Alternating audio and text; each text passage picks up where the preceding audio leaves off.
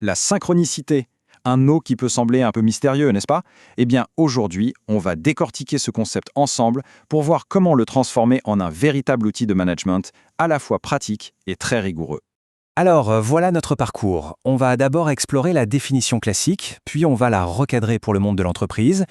On verra ensuite des exemples concrets, on découvrira un modèle pour l'appliquer, on passera en revue les règles à respecter absolument, et enfin, on dévoilera l'ingrédient secret qui fait que tout ça peut fonctionner. Ok, alors allons-y. Pour bien comprendre, il faut commencer par la base. C'est quoi, au juste, l'idée originale de la synchronicité? La définition de référence, c'est celle de l'American Psychological Association, qui s'appuie beaucoup sur les travaux de Carl Jung. Elle nous dit que c'est quand deux événements, ou plus, se produisent en même temps, qu'ils semblent connectés par le sens, mais qu'on ne voit, aucun lien de cause à effet. C'est un peu une rencontre entre notre monde intérieur et le monde extérieur.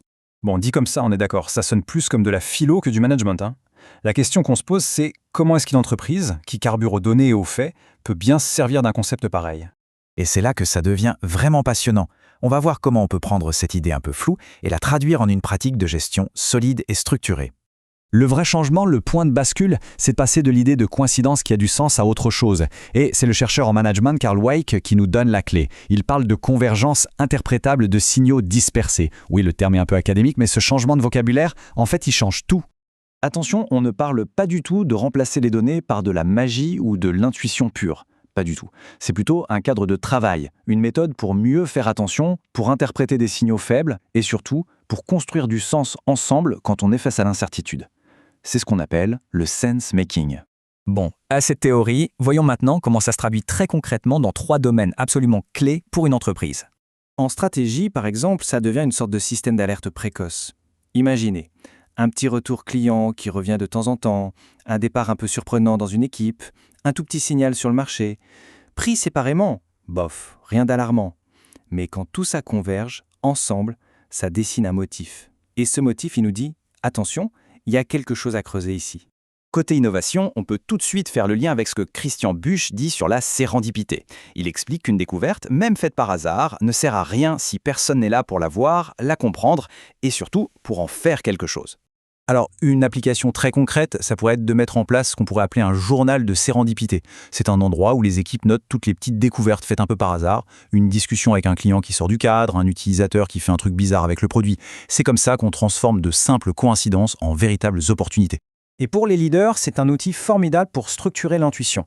Au lieu de dire « j'ai un pressentiment », on peut dire « ok, voilà les signaux faibles que j'observe, voilà l'hypothèse que je formule sur ce qu'il pourrait signifier, et maintenant, comment on teste cette hypothèse avec des faits ?» Ça change tout. Bien, mais comment on met ça en place de manière systématique dans une organisation? Eh bien, il existe un modèle pour ça, à la fois simple et vraiment robuste. Ce processus se déroule en 6 étapes. D'abord, on capte ces convergences, ces signaux faibles. Ensuite, on les qualifie. Qu'est-ce qui est intéressant là-dedans? Puis, crucial, on les interprète et on le fait à plusieurs pour croiser les regards. 4e étape, on teste. On transforme nos idées en hypothèses vérifiables. Après, on apprend qu'est-ce qui était un vrai signal et qu'est-ce qui n'était que du bruit. Et enfin, on institutionnalise. Si ça a marché, comment on en fait une nouvelle pratique pour tout le monde?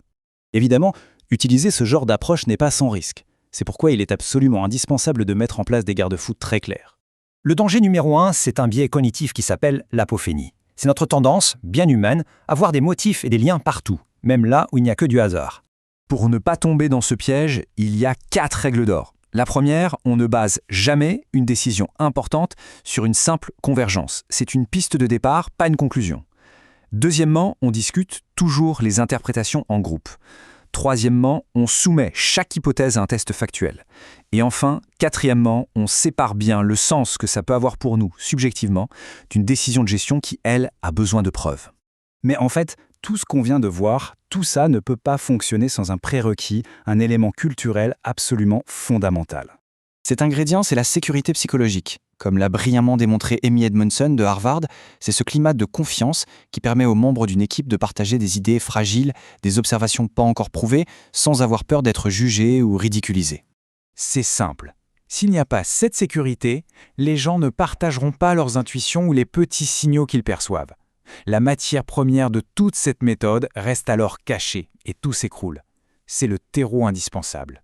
Donc, si on devait tout résumer en une formule simple et actionnable, ce serait celle-ci, en 5 verbes. D'abord, repérer ce qui converge, puis nommer ce que ça pourrait vouloir dire. Ensuite, tester l'hypothèse, vite. Après, décider sur la base des faits. Et enfin, toujours, apprendre du résultat. C'est ce cycle qui transforme la synchronicité d'un mythe en un puissant levier de management.